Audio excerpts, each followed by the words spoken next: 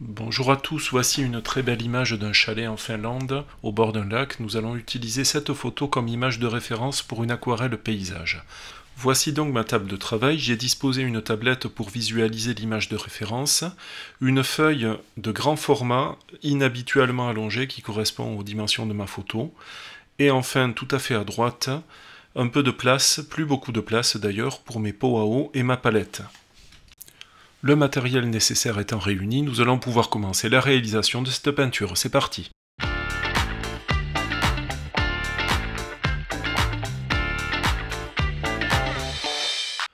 On va donc commencer la réalisation par le croquis.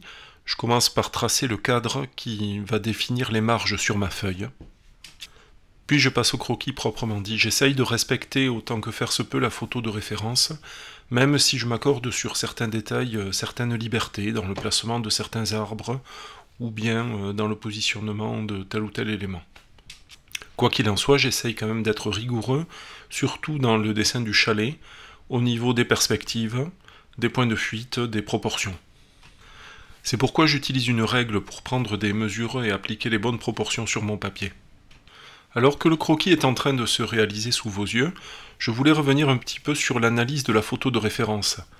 Ce qui frappe avant toute chose sur cette image, c'est sa lumière, la façon dont cette lumière matinale pénètre à travers les arbres et vient baigner le chalet. La transcription de ce côté lumineux et de cette qualité de lumière sera la clé de la réussite dans cette aquarelle. Et pour y parvenir, je pense qu'il y a deux éléments qui vont être fondamentaux. Le premier, c'est la réalisation du ciel en arrière-plan. Ce ciel, il doit donner ce côté lumineux et dégradé, très jaune pâle brillant sur la gauche et plus soutenu et bleu sur la droite. L'autre élément, ce sera plutôt en fin de réalisation, ce sera les ombres portées par les arbres, par le bâtiment. Mais justement, le croquis est à présent terminé, nous allons pouvoir commencer la peinture du ciel. Voilà, alors j'ai maintenant fixé ma feuille avec des adhésifs de masquage et je vais commencer la réalisation. Pour commencer, je vais mouiller la zone du ciel avec un gros pinceau plat. Je mouille généreusement. Ce que je recommande à chaque fois quand on fait ça, c'est d'allumer un éclairage à contre-jour ou de se placer devant une fenêtre à contre-jour pour bien apprécier la brillance du papier. Il faut savoir doser la quantité d'eau qu'on va placer sur le papier. On ne doit pas avoir des flaques d'eau, mais quand même le papier doit être bien brillant, bien mouillé. Ensuite, je vais passer à la partie peinture. J'utilise un très gros pinceau à la vie, c'est quasiment ce que j'ai de plus gros en la matière, vu la surface à couvrir. Et on va peindre le côté jaune en jaune et le côté bleu en bleu. Pour le jaune, j'utilise un jaune Winsor et pour le bleu, un bleu de cobalt. Ce sont des couleurs assez diluées. À l'écran, ça paraît relativement soutenu, mais il ne faut pas oublier que l'aquarelle tend à devenir plus pâle en séchant. Elle perd de la couleur au séchage. Je n'insiste pas trop sur la jonction entre les deux couleurs jaune et bleu, parce que je ne voudrais pas, en les fusionnant, créer du vert, surtout pas. Donc je juxtapose les couleurs côte à côte sans trop faire aller l'une dans l'autre. Vous voyez à l'écran comment on peut rattraper un petit accident. Là j'ai débordé avec le bleu sur la partie du toit du chalet. Il suffit de venir mouiller avec un pinceau à l'eau claire la partie à enlever et ensuite on l'essuie avec un essuie-tout et la peinture se retire assez facilement. Après avoir peint mes deux grandes zones de couleur jaune et bleu, je vais venir insister sur la partie bleue dans le coin supérieur droit pour la rendre beaucoup plus saturée. Encore une fois, je le répète, la couleur de l'aquarelle devient plus claire en séchant. Donc si je le laisse comme ça, j'aurai une couleur beaucoup trop fade dans cette partie-là. De la même façon que j'avais nettoyé le toit du chalet, je vais nettoyer la peinture sur les troncs d'arbres principaux. Je vais encore utiliser un pinceau mouillé à l'eau claire. Je viens passer le pinceau sur le tronc des arbres et j'essuie la peinture sur un essuie-tout. Après un petit peu d'attente, maintenant que le papier s'est imprégné un petit peu de la peinture, je vais pouvoir commencer à balayer avec mon pinceau plat, mon gros pinceau plat qui m'avait servi à humidifier le papier. Je vais balayer à la jonction entre le jaune et le bleu, en allant du jaune vers le bleu, pour faire une fusion beaucoup plus complète et une transition beaucoup plus douce entre les deux couleurs. Je ne l'avais pas fait au début parce que j'avais peur de créer un vert en mélangeant les couleurs. Voilà, après séchage, je peux observer le résultat et je trouve que c'est assez réussi. La transition entre la zone jaune et la zone bleue est assez douce. Par contre, je constate un petit problème au niveau des scotch de masquage qui se décollent. C'est dû au fait que le papier a gondolé en étant fortement mouillé et c'est amplifié par le format. Quand on a un grand format, il y a davantage de ce phénomène. Donc il va falloir y remédier, c'est ma faute, j'ai omis de préparer le papier. Pour y remédier, je n'ai d'autre choix que d'enlever le scotch et le remplacer, mais auparavant, je vais préparer la feuille comme j'aurais dû le faire dès le départ. Je vais la retourner et avec une éponge propre et de l'eau propre, je vais mouiller le verso de la feuille et le laisser sécher presque complètement avant de refixer ma feuille. Normalement, cette opération permet de tendre le papier. On va voir si ça fonctionne.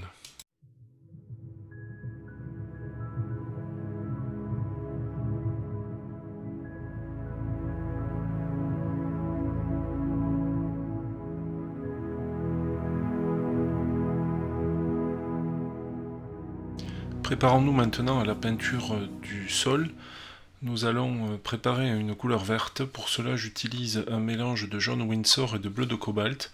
Comme je veux faire un vert très clair, je vais utiliser beaucoup de jaune et très peu de bleu. Alors voilà, on commence la peinture du sol. On va travailler dans l'humide évidemment.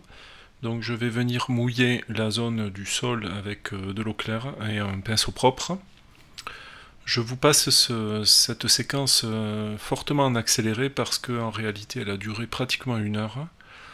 Alors pour ce faire, je vais commencer par placer les grandes zones colorées, allant du jaune au bord du lac vers le vert de façon plus éloignée au niveau du chemin qui mène au chalet. Du jaune parce que les herbes en bord du lac sont baignées par cette lumière et donc sont très lumineuses. Et du vert qui correspond à la couleur habituelle de l'herbe. Entre les deux, je vais placer une couleur plus soutenue, en l'occurrence du ocre jaune, qui va donner du relief, qui correspond un petit peu au modelé. On n'est pas sur un sol plat.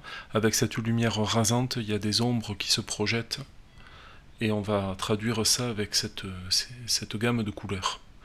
Très vite ensuite, je vais commencer à placer des ombres, que ce soit au pied des arbres ou sur le tronc des arbres même, parce que ça me donne des repères qui me permettent de travailler plus sereinement.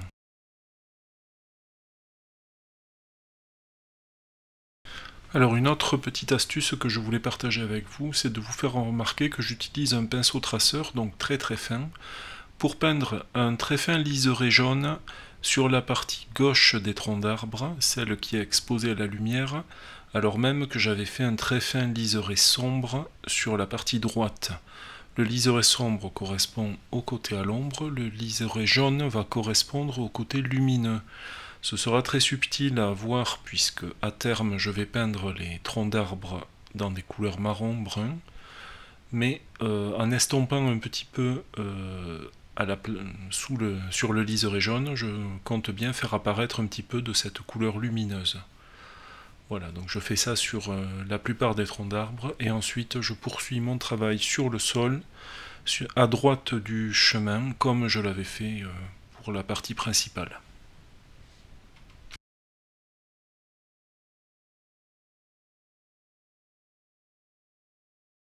Là aussi je partage une autre astuce technique. Vous voyez que je dépose de la peinture en grosses flaques bien humides, et ensuite avec un bâtonnet en bois type pic à brochette, un bâtonnet un peu pointu, je viens griffer et étaler ces flaques de peinture pour créer des petits effets d'herbe sur le sommet de la zone colorée. Et comme vous pourrez le voir par la suite, c'est une technique dont je vais user et abuser sur toute la surface du sol dans ce tableau. Et je viens remettre une nouvelle couche de couleur sur la première partie du sol, celle de gauche, afin de rehausser un petit peu. Comme d'habitude, l'aquarelle s'affaiblit en séchant, donc je reviens dessus. Voici à présent une nouvelle étape du travail consacrée principalement aux ombres. Tout d'abord à la peinture d'ombre au bas du chalet et sur le côté à l'ombre de certains arbustes et troncs d'arbres, et ensuite pour renforcer le côté sombre du bas des souches d'arbres. Vous pouvez noter d'ailleurs à cet endroit comme j'étale la peinture avec le doigt en frottant, pour créer, en utilisant le grain du papier, un effet un petit peu moucheté.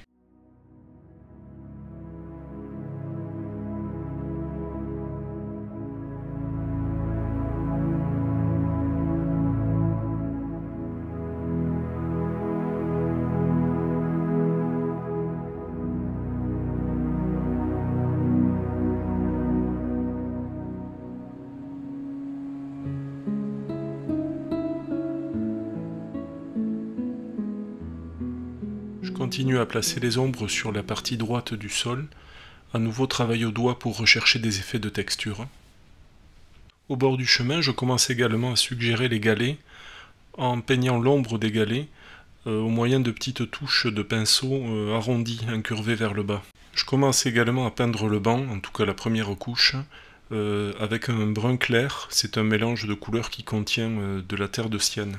D'ailleurs, ce banc, c'est un élément qui m'aura posé quelques problèmes. En effet, il ne figurait pas sur la photo de référence. Et je me suis demandé comment le représenter de façon crédible, étant donné qu'il est à la fois à contre-jour, donc l'arrière du banc devrait être obscurci, mais il baigne dans la lumière. Alors pour rendre cet effet de lumière intense qui le traverse en quelque sorte, j'ai cru bon de venir estomper les contours du banc avec un petit pinceau synthétique. Voyez-vous, je frotte les contours avec ce pinceau mouillé à l'eau claire et aussitôt j'essuie un petit peu la peinture avec un essuie-tout.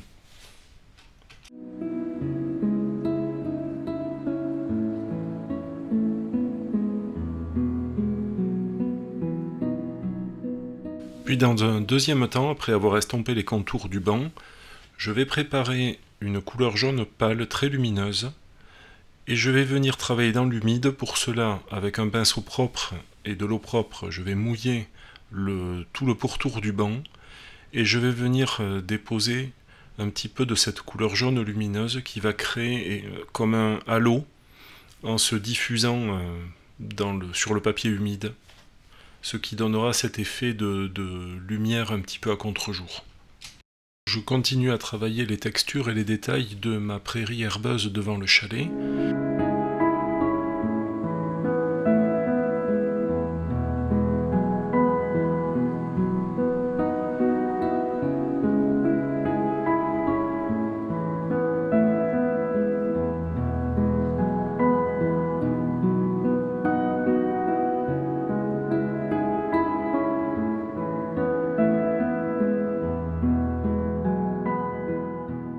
Une des techniques que j'emploie à présent, c'est d'utiliser un pinceau plat, une brosse plate en poil synthétique, donc relativement nerveuse, et je l'utilise pour déposer des petites touches étroites et verticales en utilisant la forme du pinceau. Je poursuis mon travail sur la création des ombres sur le terrain herbeux. Je vais travailler au niveau de la droite du chemin d'accès au chalet. Sur le chemin lui-même, j'avais peint des bandes foncées qui correspondent aux ombres portées par les troncs d'arbres. N'oublions pas qu'on est dans une lumière matinale avec un soleil très rasant qui va projeter ces ombres très loin. Je vais prolonger ces ombres de part et d'autre du chemin, mais là principalement à droite, en donnant des petits reliefs sous forme de petites vaguelettes qui correspondent aux accidents de terrain, et quelques petites taches ci et là pour représenter les ombres éparses. Pour faire ces ombres, j'utilise un mélange assez foncé, à base de terre d'ombre brûlée et de bleu outre-mer, mais je le laisse assez liquide pour qu'on puisse voir par transparence le terrain qui est situé juste sous la peinture des ombres. Et je continue encore et toujours à travailler mon sol herbeux en ajoutant des ombres et du relief pour donner plus de réalisme et de présence. J'ajoute principalement des ombres et aussitôt je les retravaille avec ma petite baguette en bois ou avec le doigt directement en étalant. Et je voulais ici vous montrer en détail comment on peut retravailler une zone déjà peinte. On prépare un jus très liquide et on l'applique sur la zone déjà peinte, vraiment avec une touche de peinture très très liquide. Et ensuite on vient étaler cette peinture liquide avec la petite baguette en bois. Et on va avoir une action à deux niveaux. D'une part, on peut étirer la peinture pour l'étaler en créant des petits filaments. Ou alors, quand la zone aura un petit peu séché, et en appuyant un petit peu plus fort, on va pouvoir créer des petits retraits en forme de brins d'herbe. Passons à une nouvelle étape du travail, on va peindre les collines au loin sur la ligne d'horizon posée sur l'eau du lac. Je vais utiliser là aussi une peinture très liquide et un pinceau avec une pointe assez fine pour pouvoir suivre précisément la ligne d'horizon. Je n'ai pas mis de scotch de masquage, j'ai pris un petit risque, mais je voulais essayer de faire un travail manuel le plus précis possible. A noter que j'ai peint ces collines de façon assez légère et atténuée en termes de couleur sur la partie gauche et surtout au centre qui correspondent à l'emplacement du contre-jour, et de façon plus soutenue sur la partie droite, de plus en plus soutenue au fur et à mesure qu'on allait vers la droite. Nous allons à présent passer à la peinture du chalet lui-même. Je vais commencer par rechercher la couleur pour réaliser une sous-couche en premier lieu. Je vais utiliser de la terre de sienne, mais peut-être pas pure. Je vais faire des essais.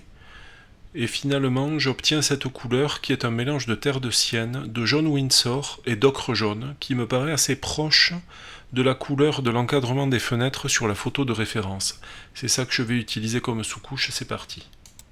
Pour réaliser cette sous-couche, je vais utiliser un pinceau plat qui est plus pratique pour suivre les lignes droites du contour du chalet.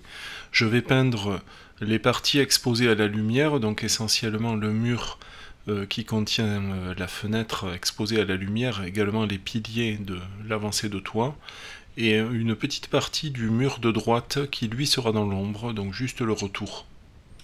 J'ai également appliqué dans l'humide un petit peu de terre d'ombre brûlée sous le bord du toit pour l'ombre portée par le toit. Après séchage de la sous-couche, je vais peindre les encadrements de fenêtres en ocre jaune, ainsi que le toit. Toit que je recouvrirai par une couleur plus gris-brun, tout en laissant la couleur ocre jaune apparente sous forme de traînée sur la partie droite du toit, ce qui permettra de créer des nuances et des reliefs qui vont être travaillés dans les couches suivantes.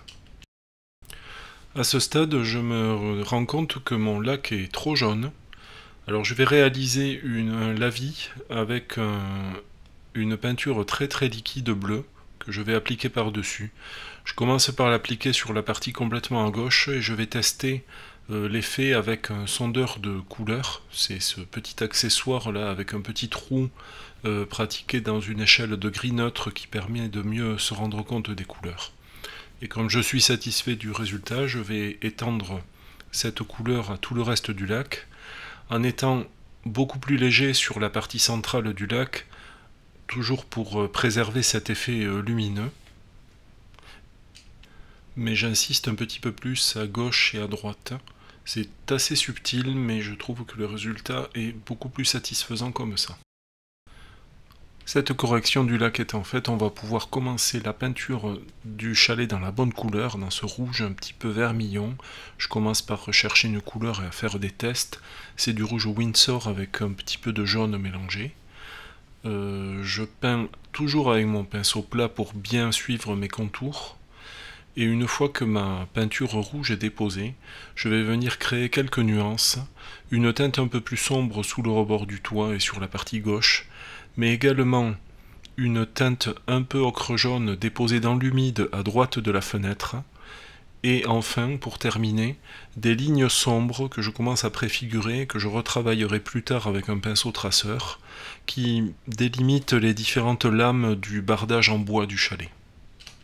Après séchage de cette première couche rouge, je vais en appliquer une deuxième pour uniformiser un petit peu tout ça.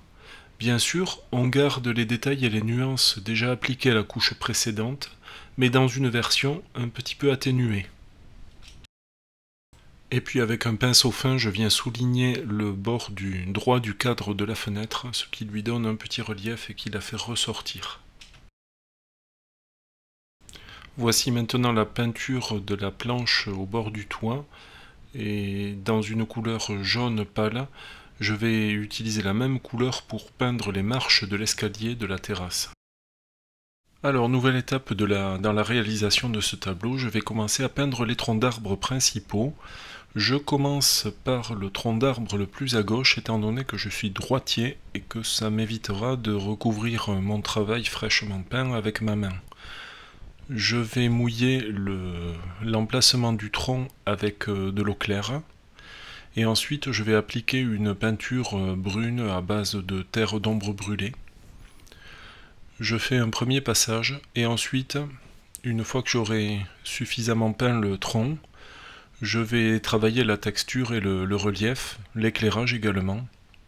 Rappelez-vous, j'avais déposé un liseré foncé sur la partie droite côté ombre et un liseré jaune sur la partie gauche côté éclairé. Je vais donc faire un retrait du marron sur la partie gauche qui va en partie révéler ce liseré jaune, en tout cas donner une teinte plus claire de ce côté-là. Et je reviendrai accentuer mon côté à l'ombre, à droite, avec une couleur plus soutenue. En dernier lieu, je procéderai à des petits retraits avec un pinceau sec pour travailler la texture et créer un effet de moucheté et d'écorce rugueuse. Je vais à présent profiter d'un temps de séchage pour travailler mes ombres sur le bord du toit et également sur le soubassement du chalet. Juste une précision au sujet du retrait que je fais sur le tronc d'arbre sur la partie gauche. Pour faire un retrait, je le rappelle, on frotte la peinture encore humide avec un pinceau propre, légèrement mouillé, mais très légèrement, et ensuite on essuie la peinture retirée dans un essuie-tout et on recommence. Tant que nous y sommes, je vais également passer la deuxième couche sur la toiture du chalet. Je reproduis comme tout à l'heure les mêmes rayures dans la partie droite qui correspondent à des éclats de lumière qui filtrent à travers les arbres. Donc j'applique une peinture plus sombre, plus brune, mais en réservant ces traînées pour laisser la sous-couche apparente. Alors je ne vais pas expliquer dans le détail la peinture de chaque tronc d'arbre. Une fois que le premier a été peint, on va reproduire les mêmes techniques pour les suivants. Les différences par contre vont être au niveau des couleurs. Plus les troncs seront exposés à la lumière et surtout plus ils seront proches de la zone lumineuse, et plus on aura une couleur claire avec un mélange contenant davantage de terre de sienne. Ce qu'on peut noter également, c'est que la base des troncs est peinte de façon plus foncée que le sommet, pour des raisons d'éclairage évidentes. Quant au branchage, on ne peint que les branches principales, ce serait trop fastidieux de peindre la totalité des branches de ces arbres, et on utilise bien sûr un petit pinceau adapté à la taille des branches à peindre. Je m'arrête à présent sur un point de détail, je voulais donner un peu plus de relief aux troncs d'arbres principaux. Je vais encore faire des retraits mais avec une technique différente. J'utilise un essuie-tout légèrement mouillé et je vais frotter la peinture des troncs d'arbres. En procédant par petites touches successives, on arrive petit à petit à obtenir l'effet recherché, c'est-à-dire cet effet moucheté qui donne une impression d'écorce rugueuse que je recherchais.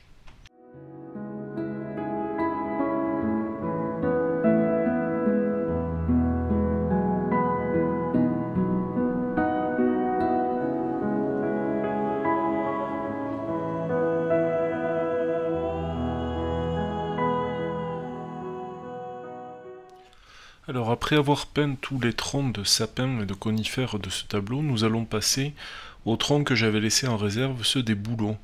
Pour les peindre, j'ai créé un gris un peu brun, un gris légèrement chaud, et je vais m'en servir pour faire la base du coloris des bouleaux. Alors je vais appliquer ce gris brun, qui est très liquide, en suivant les troncs des bouleaux. Mais je ne vais pas couvrir jusqu'au côté gauche du tronc qui est le côté éclairé. En effet, je cherche à créer un petit dégradé avec un côté gauche lumineux et un côté droit plus sombre. Une fois que j'aurai appliqué ma base de peinture, je vais venir avec un pinceau propre trempé dans l'eau, juste humidifier le petit liseré à gauche qui n'est pas recouvert de peinture pour attirer les pigments et créer ainsi ce petit dégradé clair. Et enfin, je vais rajouter du gris de pain dans mon mélange. Le gris de pain, c'est une couleur foncée et froide, et je vais venir le déposer sur la partie droite. Donc on aura ce dégradé, la gauche très claire, puisque diluée avec de l'eau, et la droite plus foncée, puisque augmentée avec du gris de pain. C'est assez subtil, mais ça donne un effet, je trouve, assez réussi. On va appliquer la même recette aux autres troncs de bouleau, et on attendra le séchage complet avant de passer à l'étape suivante, c'est-à-dire celle de la peinture des taches sur les troncs. Et nous allons à présent créer les taches, les marques caractéristiques sur les troncs des bouleaux. Et pour cela, je vais utiliser à nouveau un pinceau plat et mettre à profit la forme de ce pinceau.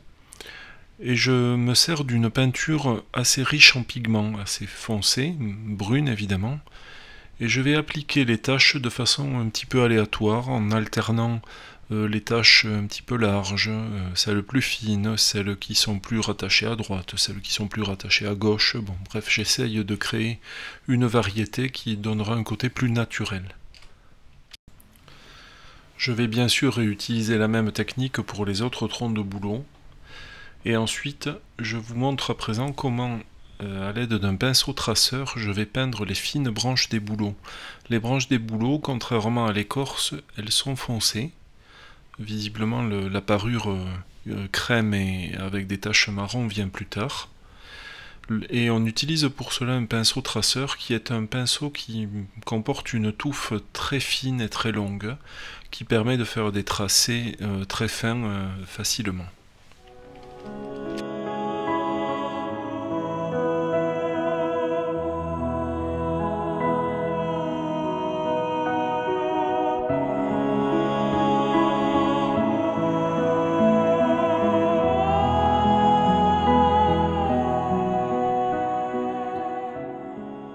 Et pour continuer avec le pinceau traceur, on va l'utiliser également pour refaire le tracé des lignes sombres qui démarquent les planches du bardage du chalet et également les contre-marches de l'escalier de la terrasse du chalet. Donc on utilise la finesse du pinceau pour ces tracés très fins.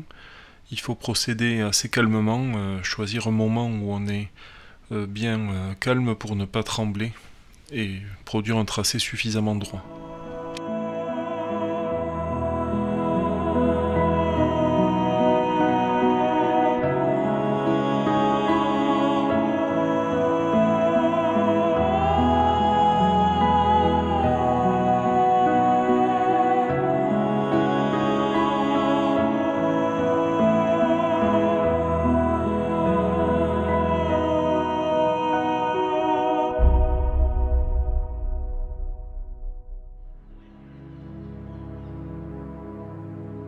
Nous arrivons à présent à une des phases les plus agréables de la réalisation, c'est la peinture du feuillage. Je vais commencer par préparer un vert, évidemment, comme chacun sait, c'est un mélange de bleu et de jaune. Je vais faire des infidélités à mon habituel jaune Winsor, pour prendre ce jaune citron qui est beaucoup plus frais. Et pour réaliser ce feuillage, je teste une technique que je n'ai jamais essayée. Je me suis procuré des éponges, des petits morceaux d'éponge naturelle. Et je vais essayer d'utiliser ces éponges pour peindre ce feuillage. Alors je fais des petits tests sur un papier brouillon. On voit tout de suite que l'éponge devrait être assez peu chargée en peinture, qu'elle doit être sèche au départ, et recevoir une peinture plutôt crémeuse, c'est-à-dire pas trop liquide. Si elle est trop imbibée, on n'aura pas ce côté moucheté qu'on recherche, et ce côté très léger, très aérien. Donc va pour la technique et on va commencer à l'essayer. Donc je fais des premiers tests avec une couleur assez claire, un vert qui contient beaucoup de jaune clairement. Et je vais ensuite procéder de façon dégradée en allant du jaune très clair plutôt sur la gauche du tableau, au vert beaucoup plus sombre sur la droite, qui correspond au sapin en arrière-plan. Le jaune très clair par contre sur la gauche, c'est pour traduire la transparence du feuillage et la lumière qui filtre à travers.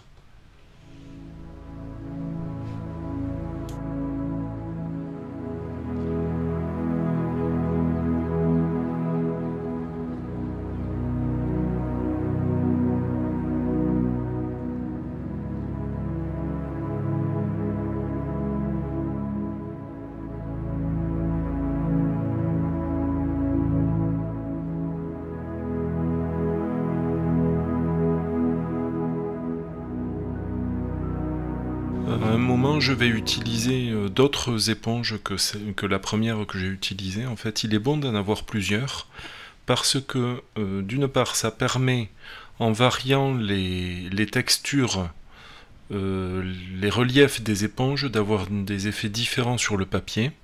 Et d'autre part, ça permet d'utiliser plusieurs couleurs. En effet, quand une éponge a été maculée avec une couleur, on ne peut pas forcément la réutiliser avec une couleur différente, ou alors il faudrait la laver, mais on perdrait du temps à la faire sécher.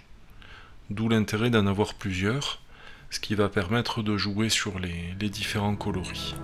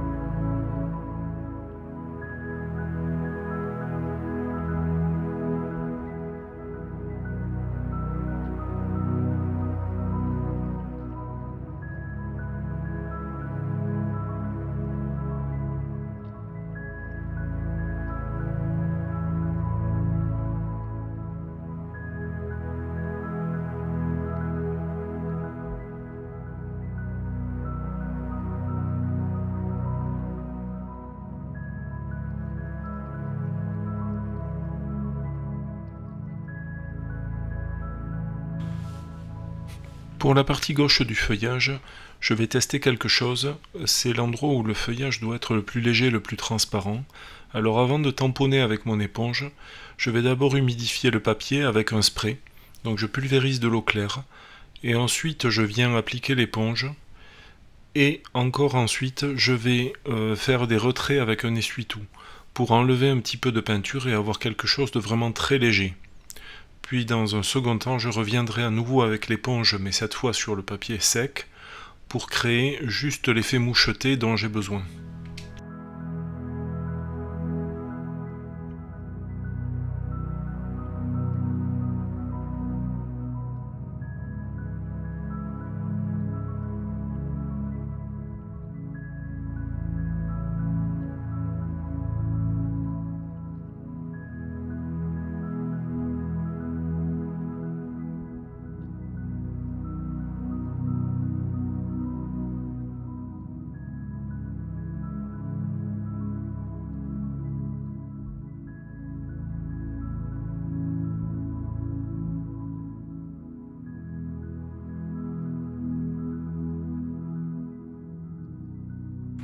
Avant de poursuivre mon travail sur le feuillage, je vais revenir sur cette zone-là que je trouve un petit peu chargée à cet endroit du tableau.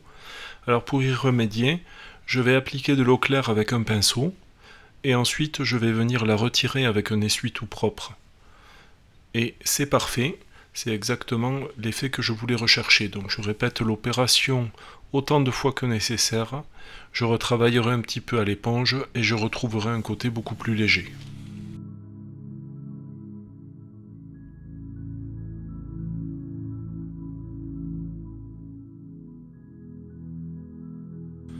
Pour terminer le feuillage, je continue à travailler avec l'éponge, mais cette fois dans des couleurs beaucoup plus foncées. Je vais peindre les sapins sur la droite. J'organise avec le rebord de l'éponge mes touches de peinture de façon à créer des silhouettes de sapins. À noter que je me sers d'un papier pour protéger le toit du chalet pour ne pas déborder par-dessus. Il faut voir que ces sapins à droite beaucoup plus détaillés participent à l'effet de perspective du tableau, puisqu'on est en quelque sorte immergé dans le feuillage côté gauche, et on observe les arbres au loin côté droit. On a donc une progression, une perspective qui se crée de ce fait. Je vais à présent venir retravailler cette zone-là, cet arbre en particulier. Je ne suis pas satisfait du rendu, parce que je trouve que les branches donnent l'impression de flotter un petit peu en avant du feuillage, au lieu d'être incluses dans le feuillage. Pour y remédier, je vais revenir avec mon éponge, appliquer à nouveau de la peinture donc sur la teinte vert clair, mais une peinture bien crémeuse et bien couvrante, et je vais la déposer par-dessus les branches pour donner l'impression que les branches sont vraiment noyées dans le feuillage.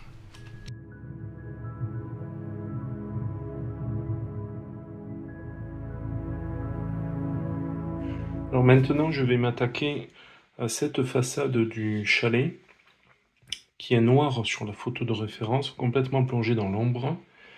Donc on va voir comment on pourrait procéder. J'ai envie de partir du rouge de la palette qui m'avait servi à peindre l'autre côté du chalet et de l'assombrir, peut-être avec de la teinte neutre, je ne sais pas, pour voir un petit peu ce que ça donne. Je ne voudrais pas aller immédiatement vers le noir, même si la photo de référence est très contrastée, on va voir. Voilà, quelques essais. On pourrait passer d'un pourpre assez profond, là, une espèce de violet très foncé, et aller progressivement vers quelque chose de plus en plus foncé. Ça pourrait être intéressant. Alors pour cela, je reprends mon pinceau plat, qui est plus pratique pour suivre des bords bien droits.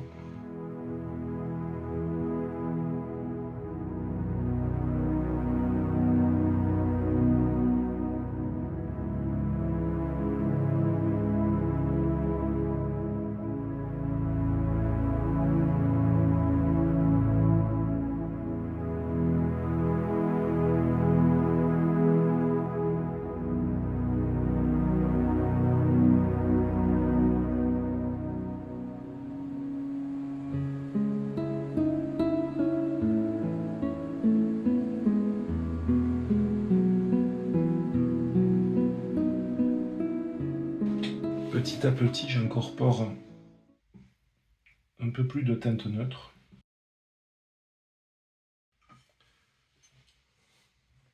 Je vais tenir ma palette à la main parce qu'elle me gêne. Vu la taille de la feuille, j'arrive aux limites de ma table de peinture. Et ça me gêne pour bien appuyer ma main. Je reste sur un pinceau plat, mais plus étroit.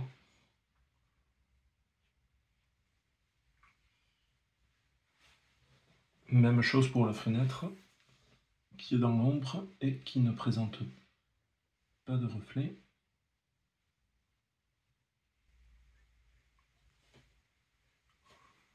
Voilà. Et la dernière chose sera d'appliquer un jus noir sur le cadre qui est évidemment beaucoup trop lumineux. Je laisse sécher avant d'appliquer mon jus noir et en attendant je vais travailler la liaison entre le soubassement de la maison et la zone caillouteuse et herbeuse autour. Je vais venir faire des traces en sec sur sec.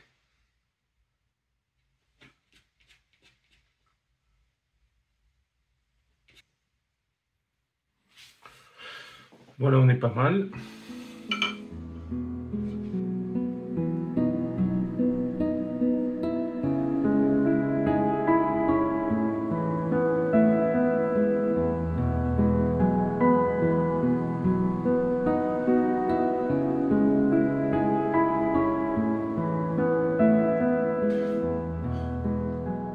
Ben voilà, là on a une fenêtre beaucoup plus fantomatique.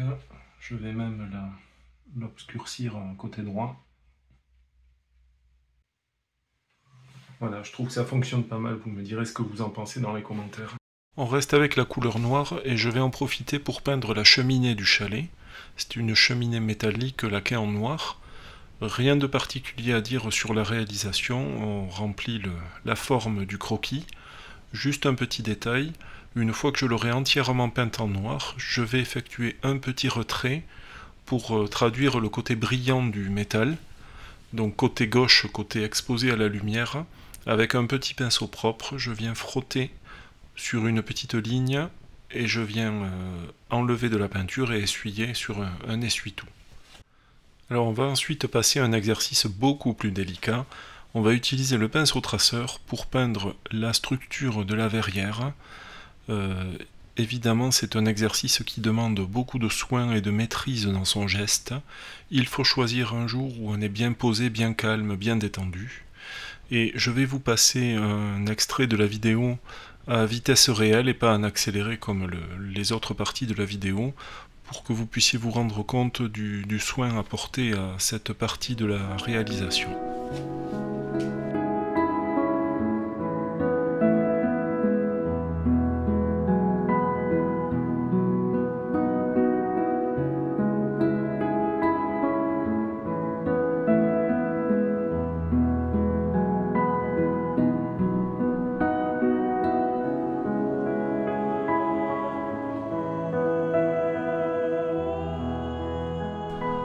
On s'approche doucement de la fin de l'exécution de ce tableau. On est dans une phase de finalisation, de reprise de certains détails. Je vais peindre les galets au pied du chalet. Je vais également revenir sur certaines ombres pour apporter un peu plus de densité. C'est un travail sur les valeurs. Donc voilà, ça se fait tranquillement.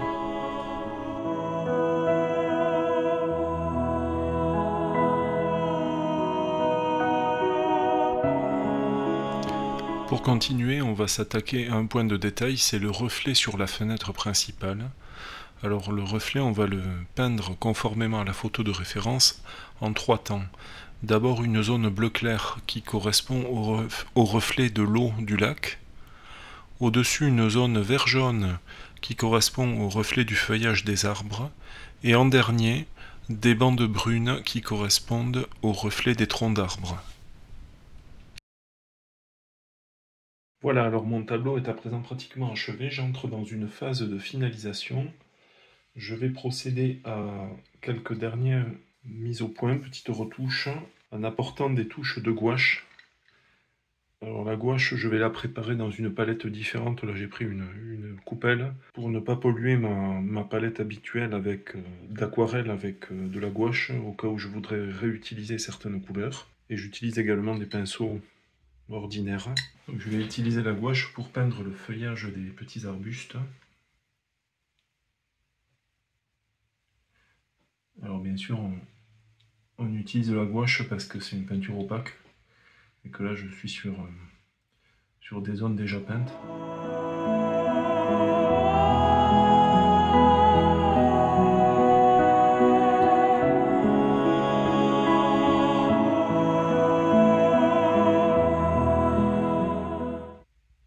On voit que la gouache arrive bien à couvrir même le noir.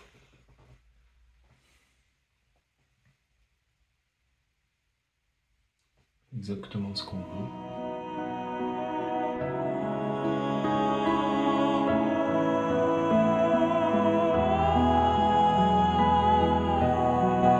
Après la gouache, les crayons pastels, je vais utiliser ces crayons pour tracer des brins d'herbe clairs par-dessus ma peinture.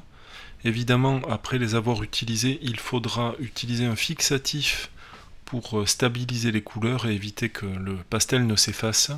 De toute façon, ce genre de fixatif, c'est quelque chose que j'utilise sur toutes mes aquarelles. Alors c'est pas vraiment pour fixer, mais c'est plutôt pour les protéger, notamment des UV. Il faut savoir que l'aquarelle, c'est une peinture qui ne vieillit pas aussi bien que par exemple la peinture à l'huile. Une peinture à l'huile peut durer plusieurs centaines d'années. Une aquarelle, si elle n'est pas protégée, en quelques dizaines d'années, elle peut perdre de sa fraîcheur et de ses couleurs. Et bien voilà, ce tableau est à présent achevé. Je n'ai plus qu'à le signer. Comme d'habitude, si vous avez des questions, n'hésitez pas à me les poser, je me ferai une joie d'y répondre. J'espère que vous avez passé un bon moment dans cette réalisation. À bientôt, salut!